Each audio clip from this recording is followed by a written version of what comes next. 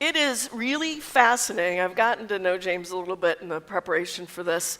But, tell us a little bit about what your spark of inspiration was, what your career was, and what led you to starting a firm about spreading encouragement. Absolutely. It's really interesting. I've been in corporate America for 30 years now, working for big companies like Shell, HP, Compaq, GE, Dow Chemical. And I always felt like there was this extra gear that I never had a chance really to apply. I went to Notre Dame for undergrad, as I think some of you noticed yesterday when Rudy was on stage. Mm-hmm. And I actually had not ruled out the priesthood when I went to Notre Dame. Obviously changed my plans. I'm very happily married to Michelle and have a daughter, Sarah, 8. But I always had this spirit in me that I wanted to help people to encourage each other. And the story for me really goes back to when I was about 13 years old. I moved from Chicago, Illinois, down to Springfield, Missouri. And you can imagine the culture shock of coming from Chicago down to a very southern-based community. I kind of looked around and I'm realizing, gosh, this is going to be a little bit different than what I'm used to. And it was about 5 months later, I was sitting in my freshman homeroom class, and there was an announcement that it's time for the freshman class elections because 3 of the junior high schools had come to the same high school.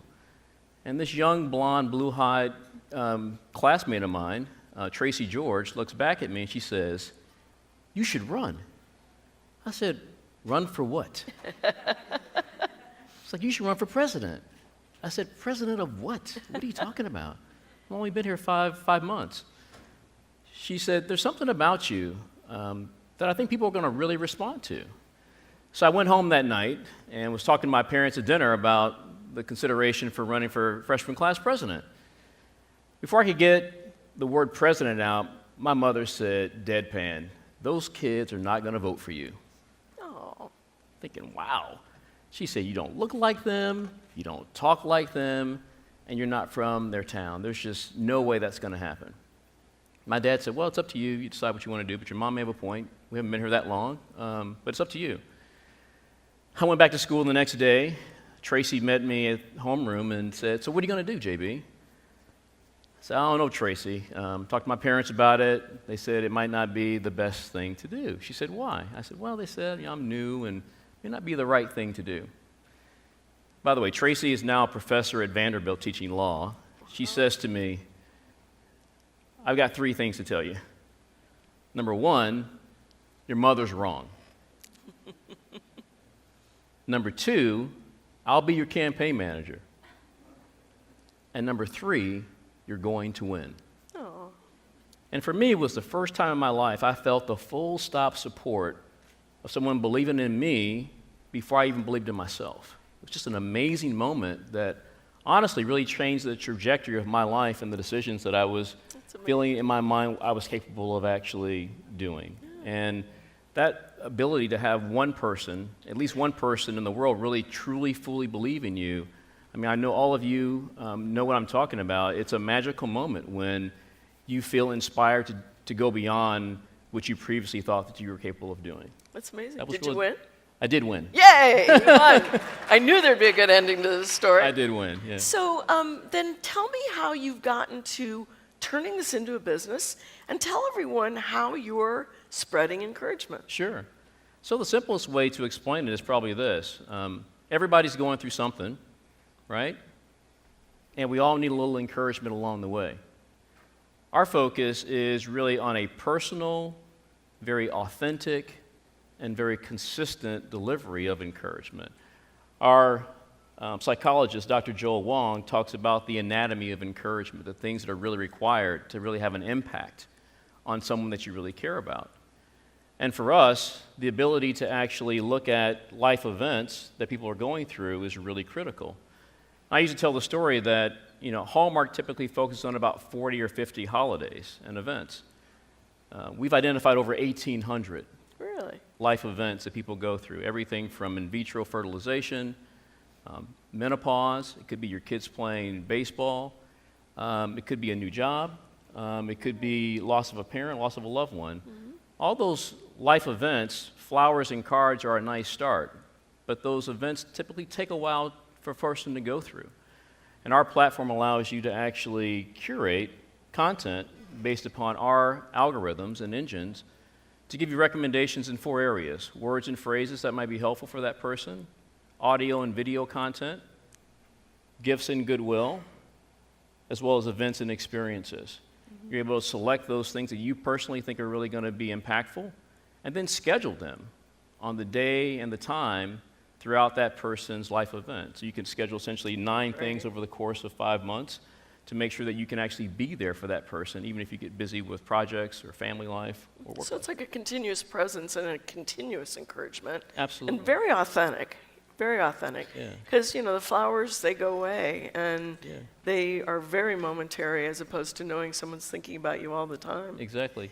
So- One of my favorite examples of this is one of my coworkers. She's an avid runner, a strong athlete, and for her, running is a really important part of her release with all the stuff that she has going on in her life. And so I used our application to send her a pair of running shoes through Amazon.com. Oh, that's great. And the personal note said, "Don't let anyone or anything stop you from winning and running your race. I believe Wow. in you."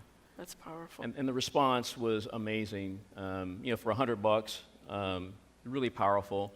You know, I would never send another female flowers. I just don't think that's respectful for my own wife. But she really got behind the idea of trying to help this person in a way that, you know, every time this person puts on the running shoes, she's thinking that, you know, someone believes in her in a pretty difficult time and difficult circumstances. Right. Yeah. So how have people encouraged you to undertake EncourageX? That's an interesting question, actually. I think most of you guys know I used to introduce myself as I'm James Brown from Superior Energy, and I drill holes safely. Well, I'm not drilling any holes anymore. But as you guys know, the energy downturn was pretty significant in Houston. I had a team of 30 marketers that I had to lay off 28 of them in a matter of about 6 months. I had a really nice severance package as a result of my employment agreement. And my wife said to me, Michelle, she's like, if you don't take the time to actually try to bring this vision to life before you go work for another company that it's going to be another 3 to 5 years and you're going to be moving on to another company until you retire, it'd be a real shame to leave your best music on the song sheet never being played. And so with her support, a very successful executive in her own right, she said, do this for yourself, do this for me, do it for your daughter, you know, do it for humanity. And so I've been... Yeah. Well, let's all make a point of encouraging him back, Please. right? Let's make sure we do that. So what are a couple of examples of people or organizations that have been using your model? No, great question. So we are just coming out of the beta, making sure that all of the tech works. There's a pretty involved system with giving you reminders via text. You can get an email on Sunday letting you know all the encouragement you have planned for the upcoming week. But people are starting to find kind of friends of the program, if you will. People are beta testing it for us, making sure everything is working. That on the third encouragement that people send to someone, the amazing response of people saying, wow, this is not your dad's Oldsmobile, if you will, when it comes to encouragement. It's like this person actually has been thoughtful, and we actually make a point based upon the type of relationship, whether it be a mother, daughter, employee, manager, that the recommendations change based upon the relationship as well as the actual life event. But it's amazing the comments we're getting back from folks saying that this is really making a difference to help me strengthen my personal relationship with someone I really care about. That's great. Yeah. That's great. So who has a question for James? I encourage you to ask a question. Anyone? Okay, great. Steve. James, are you imagining being able to partner up with, you know, as opposed to just individuals, but with companies and things to, I'm sorry. Sort of imagining the model where you can partner up with companies to offer this in mass or things? Yeah, it's a great question. So the question is, are we planning to collaborate with partners in the corporate space? Yeah, a couple of different ways we're doing that. We have a white label product that we'll be releasing in what we call OS3. Okay. That allows us to take a company's compliance and their handbook on ethics to be able to operationalize that essentially, so that if, one of my favorite examples is, if someone reveals to you that they're coming out of the closet, that's a moment of truth, right, for a manager to actually say things that are encouraging or say something that might not be so helpful for the employee or for the company. And so the white label allows you to actually take that company's information and operationalize it. The other way that we're partnering with companies is on the 1800 life events, we have sponsors for each life event. So for instance, we were talking about Starbucks the other day and some of the challenges they've been having. We do have a life event that focuses on understanding racism as an African American. We have it as an Asian American, as a female, and harassment, all these issues that we're faced with, both in the workplace as well on the personal side. And so that's an opportunity for corporations to sponsor those life events and allow people to help encourage the people they care about the most. That's great. Well, I'm going to encourage you to invite us to be beta to help you. Absolutely. And to let us know what we can do to keep encouraging you to do this amazing thing on behalf of everybody. Absolutely. Because it really is special. What's amazing, just the last 2 days, I counted the number of times I heard the word encourage, and it was 53 times that I heard someone on stage singing, a presenter talking about encouragement, the mentorship. Even the last performer was talking about having the courage. And it's those moments of truth that we all feel compelled to be there for people in a personal, authentic, and consistent way that really makes a difference in the legacy that we have in those relationships, which at the end of the day is all we really have. Yeah. James, thank you so much. Thank you.